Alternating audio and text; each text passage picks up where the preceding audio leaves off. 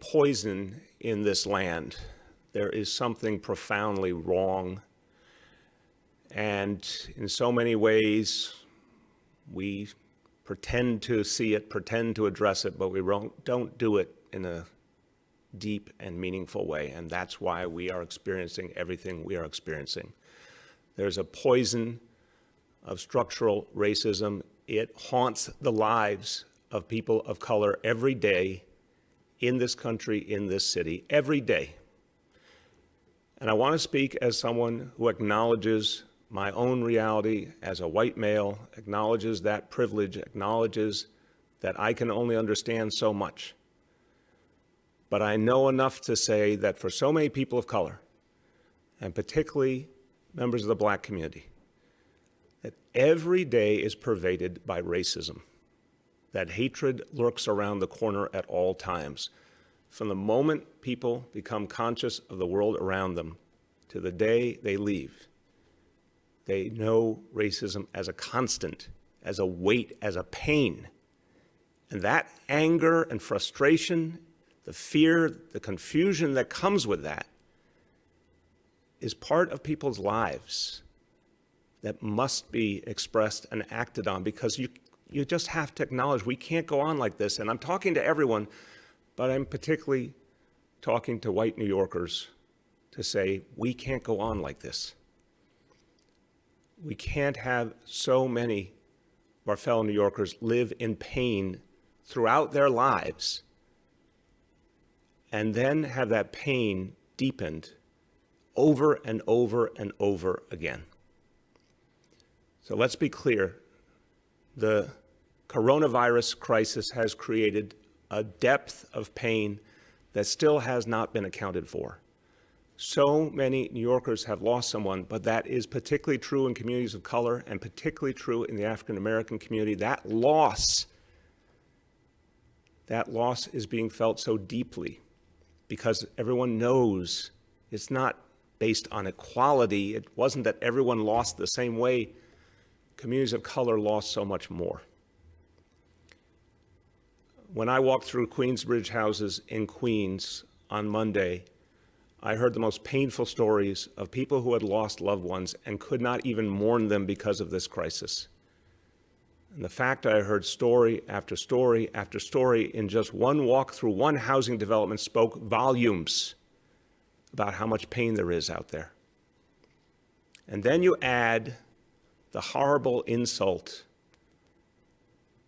of that video of Amy Cooper, the epitome of American white racism in one video, her allegation being, her indictment being that there was a black man in her midst, literally criminalizing the very act of being a black man. That's what we saw before our eyes, and it brought up for so many people the fundamental contradiction that pervades our society, that until we heal it, we can't move forward. We just can't. It will just tear at us and tear at us.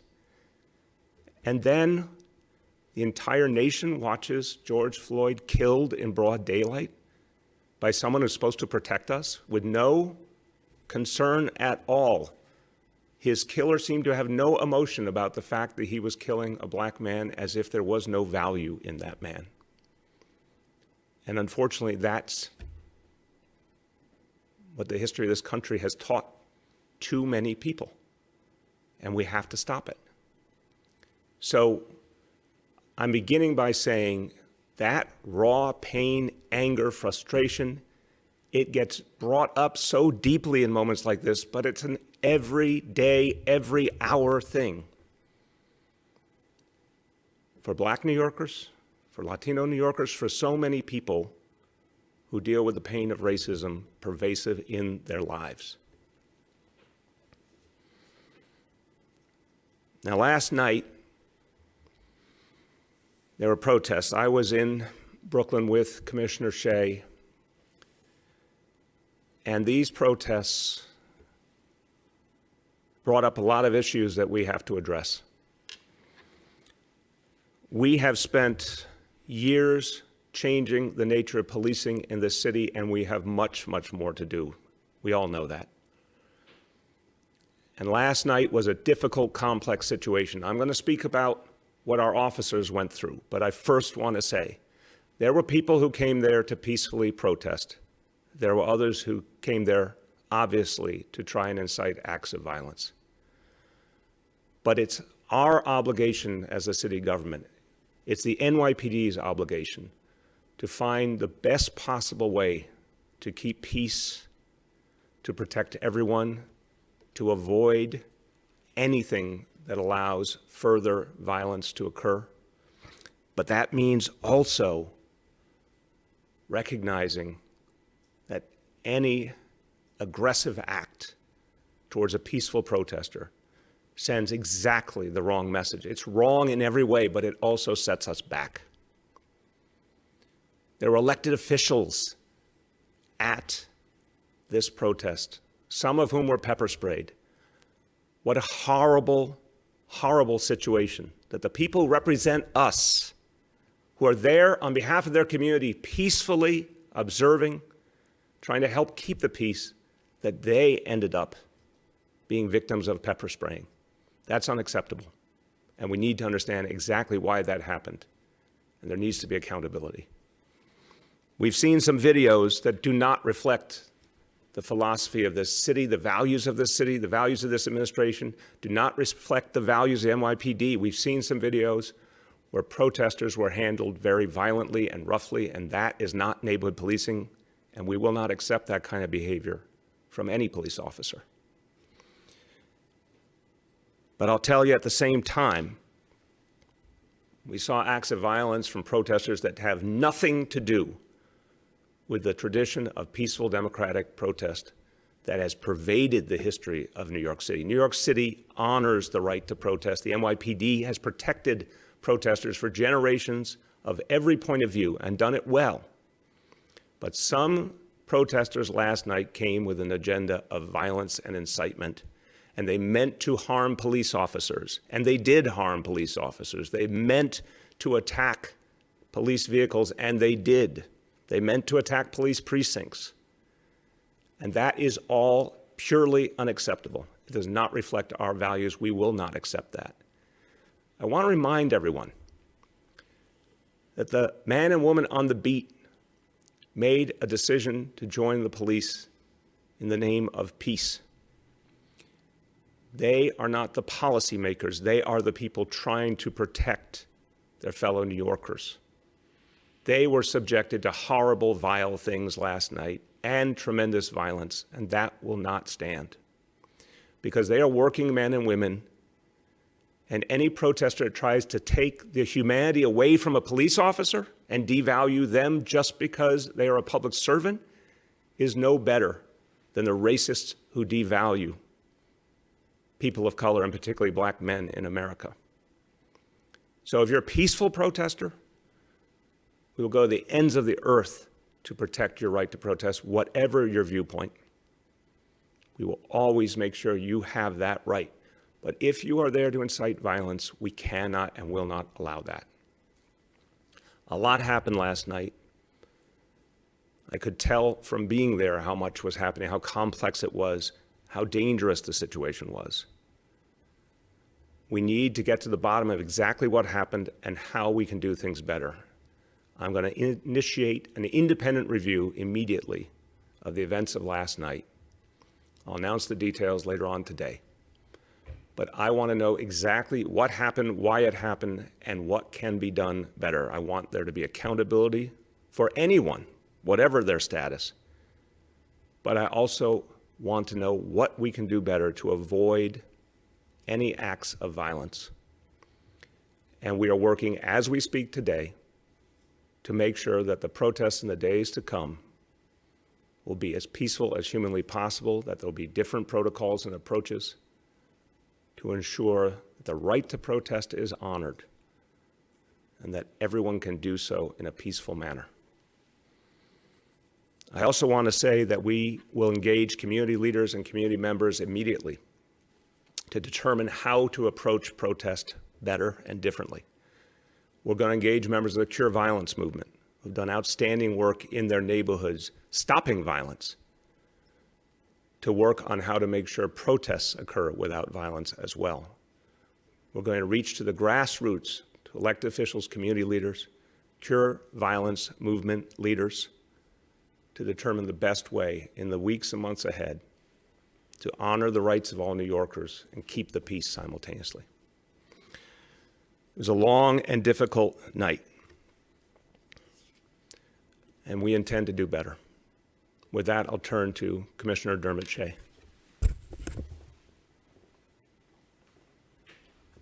Thank you, Mr. Mayor. So across the city the last 2 nights, we have had demonstrations. At times, those demonstrations have turned violent, unfortunately. This is, in my view, something that we've seen across American cities. In the last 2 days, and specifically last night in Brooklyn, we had a protest of approximately 3,000 individuals that was splintered into several smaller protests. During the course of the evening, I can tell you that we effected over 200 arrests. We had multiple officers injured. I can tell you some of the things that those officers encountered. We had Molotov cocktails recovered. We had an arrest effected for attempted murder of 4 police officers by an individual throwing a Molotov cocktail into an occupied, marked police van. We had a firearm recovered. We had brass knuckles recovered. We had countless bricks and other items thrown at police officers. Again, this was a volatile, as the mayor said, dangerous situation, and any and all violence we denounce. We can do better than this, and we must.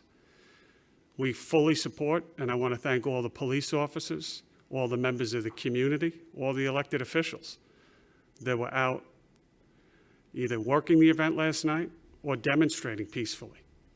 And that's the key word here, peacefully. We fully remain committed to supporting the right to publicly assemble, to protest, to free speech. This is at the heart of everything that we believe in. But at the same time, we will have zero tolerance for individuals looking to cause harm to anyone. And unfortunately, we saw that repeatedly last night as well. Thank you, Commissioner. Okay, we want to take a few questions. First is Miles from NBC4. Miles. Commissioner, good morning. Mr. Mayor, good morning.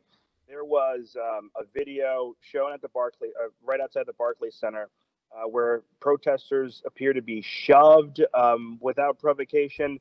There was a woman who talked to us last night who was shoved sort of into the sidewalk with the captain of the local precinct standing by.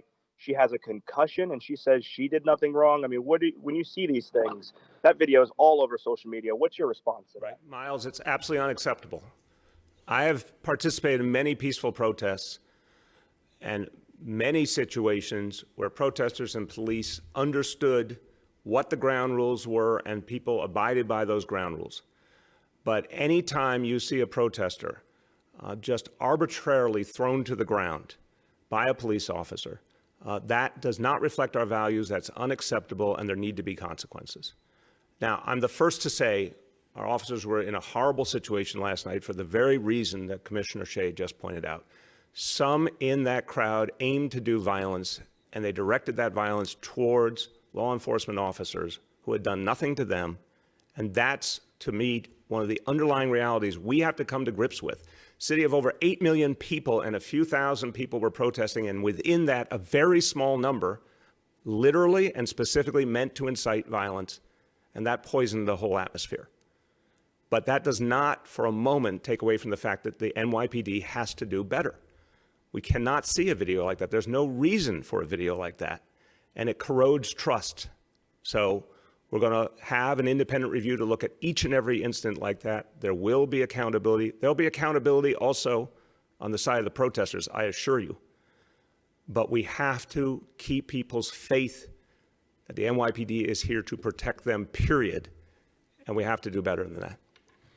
Mark from CNN is up next. Mark. Good morning, guys. How you doing today? Good. How are you, Mark? Good, good. I wanted to ask, what locations are you guys going to be at today? What are the protest locations that are really grabbing your attention?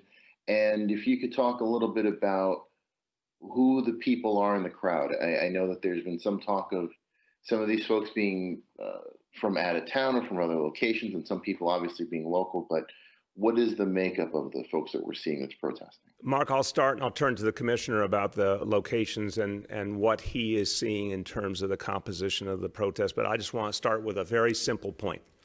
And again, this is common sense. And I know the people of the city, and I know the vast majority of people, when they hear this, they will understand it and relate to it. We have all seen what peaceful protest looks like. And we have seen the NYPD many, many times manage a peaceful protest without any incident whatsoever. Or if people choose to get arrested in a planned civil disobedience, that it's handled in a careful, thoughtful manner, the way everyone understood it would. That's the typical reality in the city. When you see something like last night, it indicates that something very different is going on. And again, some people came there to do violence.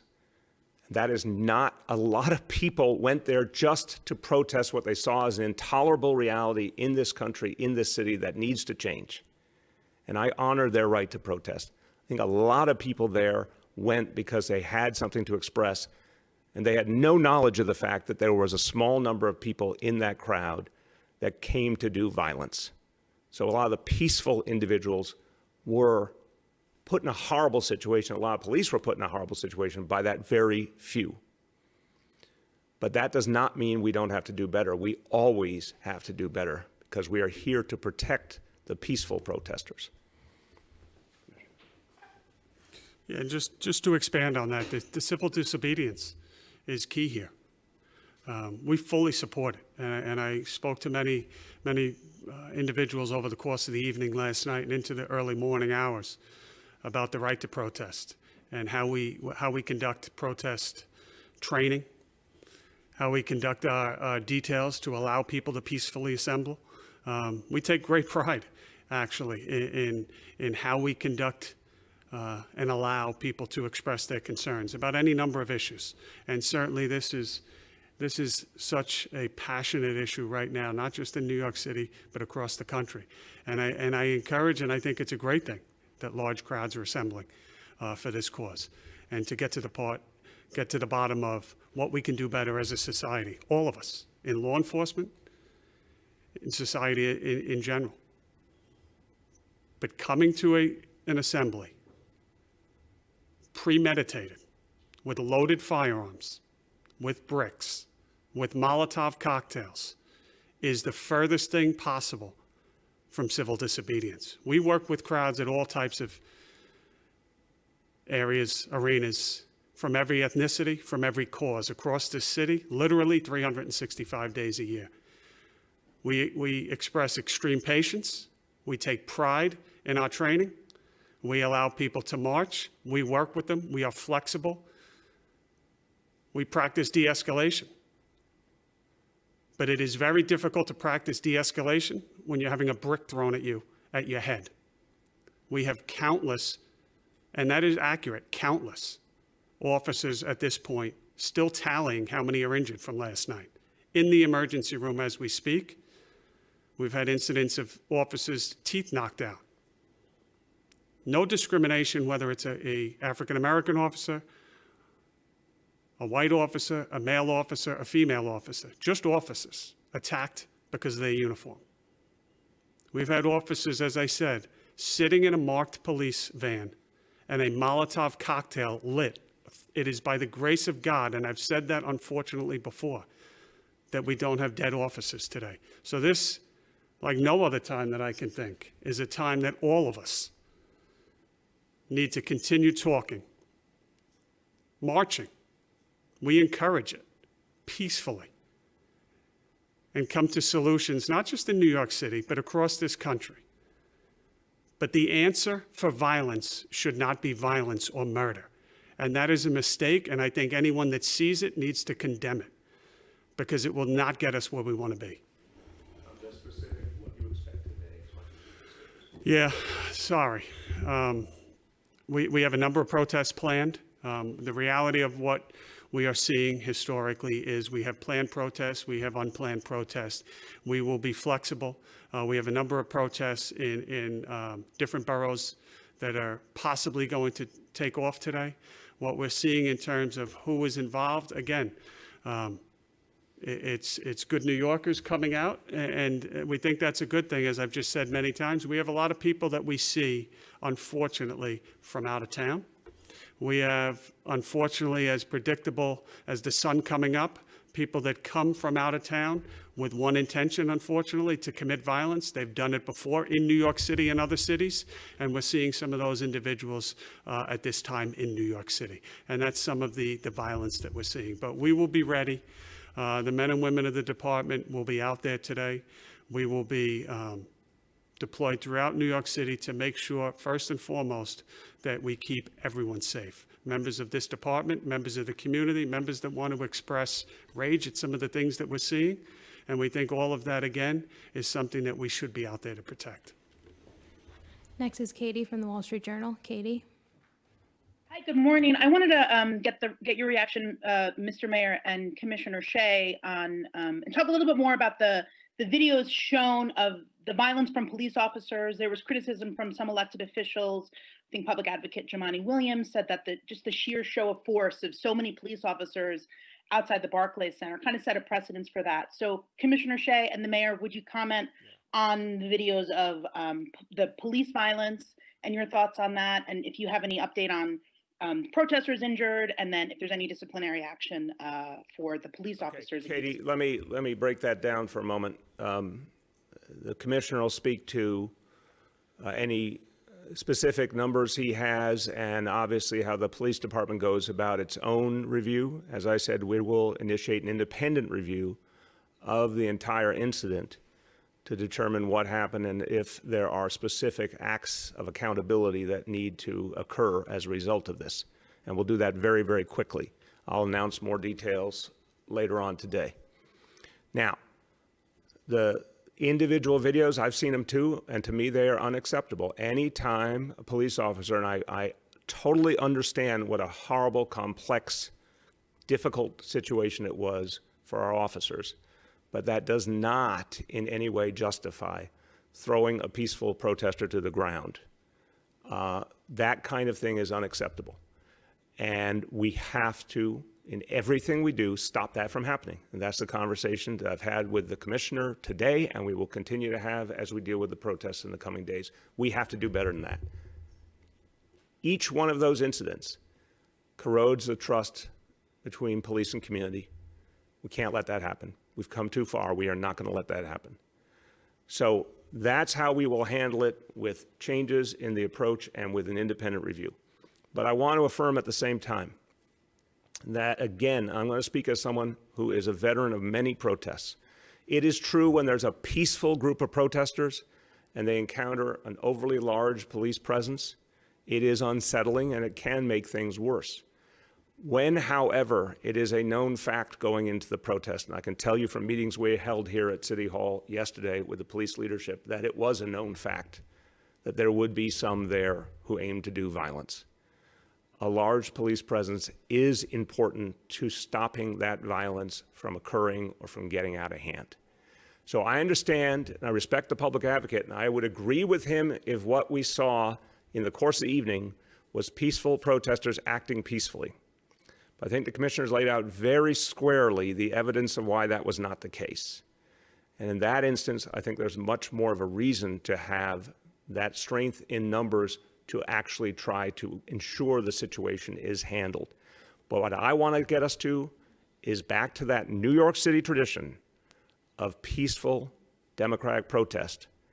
That is a tradition that works, that changes the world. I'm reminded of the silent march down Fifth Avenue, beginning of this decade, where we saw thousands upon thousands of New Yorkers saying that stop and frisk was wrong. It was a silent, peaceful march. It had more impact than you could possibly imagine any act of violence ever achieving, because it led to the absolute change of that unconstitutional and broken policy. Peaceful protest did that. Peaceful protest has always been the way in a democracy. So we're going to always work to do better, but we also have to know when we're dealing with people who aim to be peaceful versus people who do not aim to be peaceful.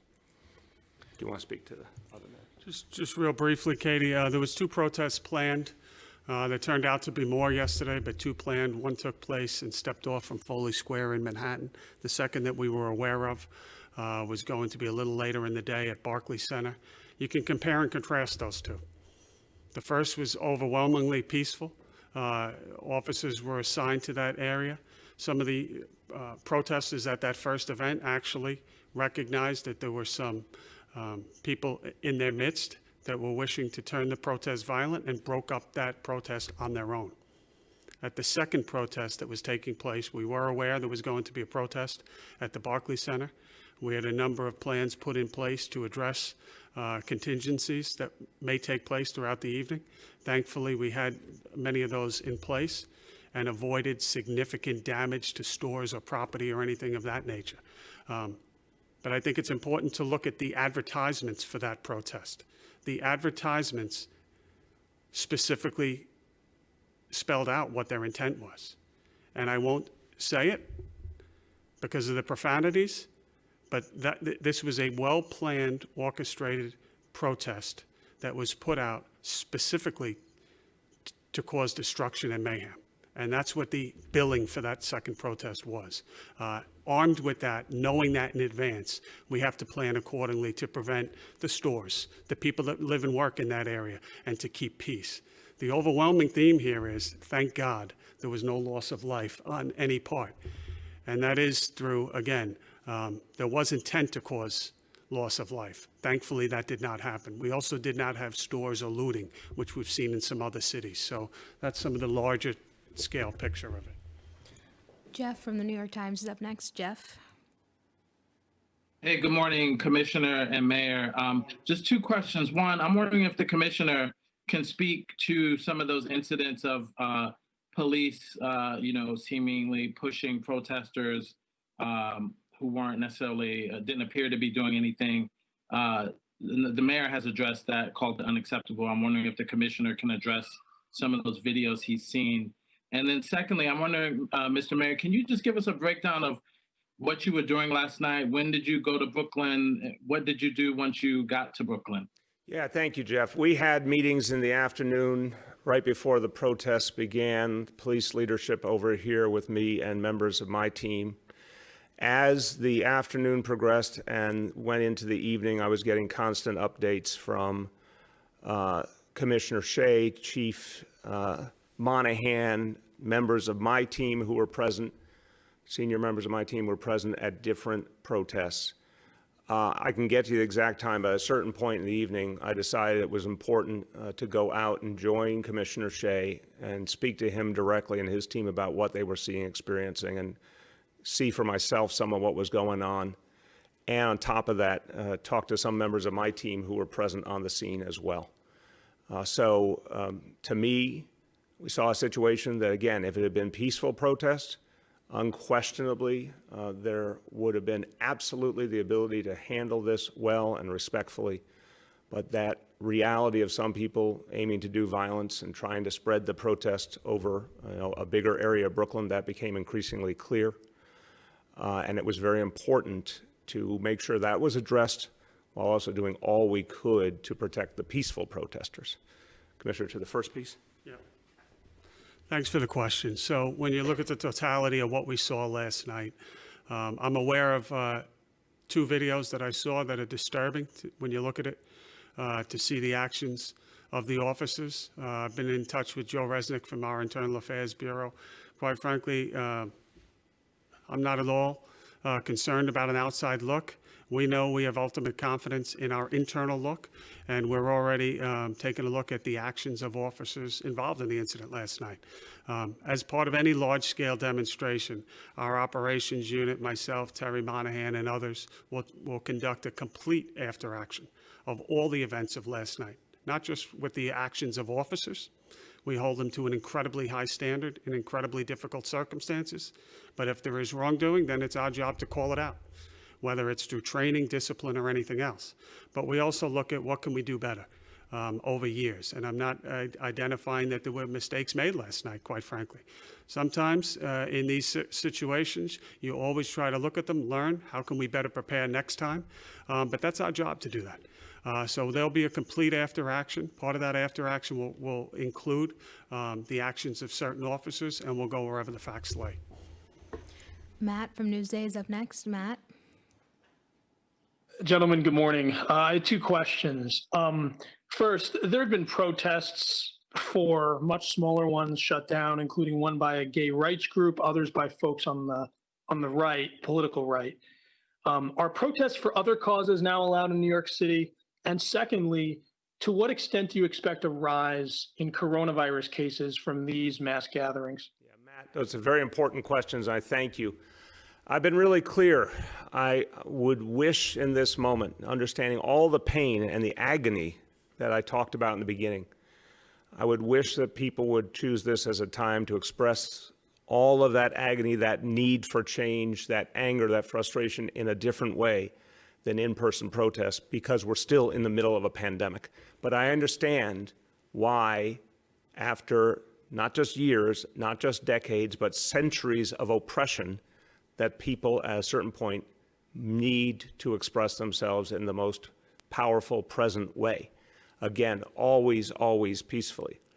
So I understand it, but I would still wish that everyone realize that when people gather, it's inherently dangerous in the context of this pandemic. And I'm going to keep urging people not to use that approach. And if they do, to focus on social distancing and wearing face coverings. At the same time, Matt, I understand what's happening around us, both the extent of this crisis and what it means to people, how deeply they're feeling, what a horrible week this was, and why it drew out such passion, because you cannot see overt racism, you cannot see overt racist murder and not feel something profoundly deep. So I understand that.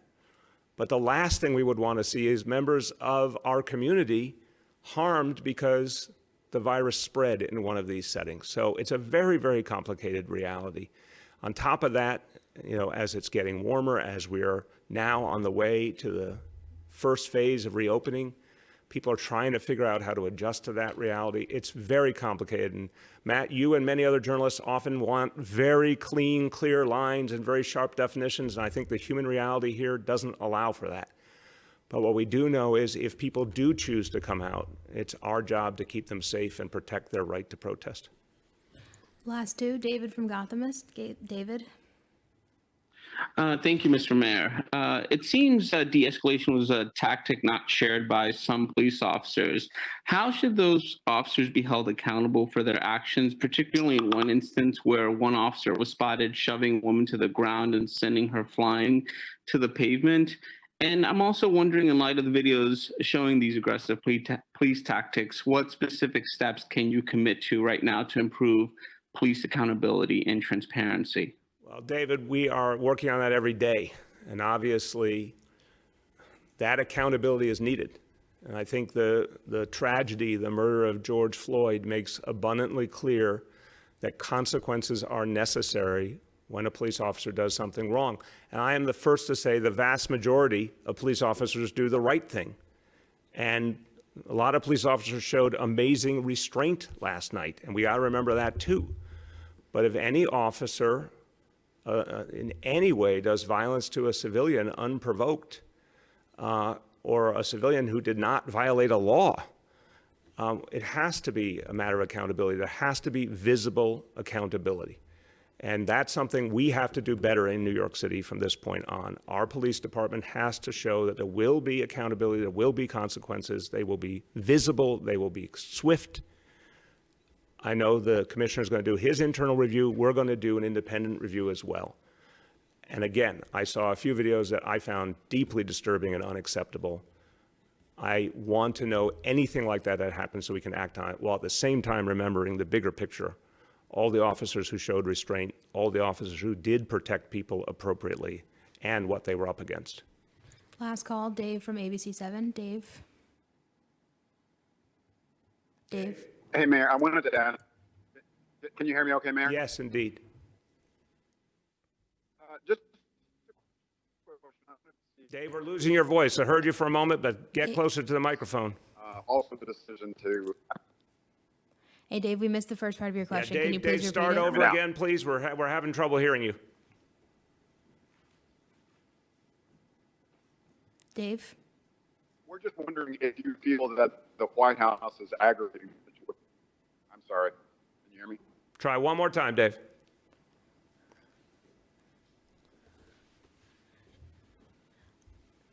We'll get to Dave next time.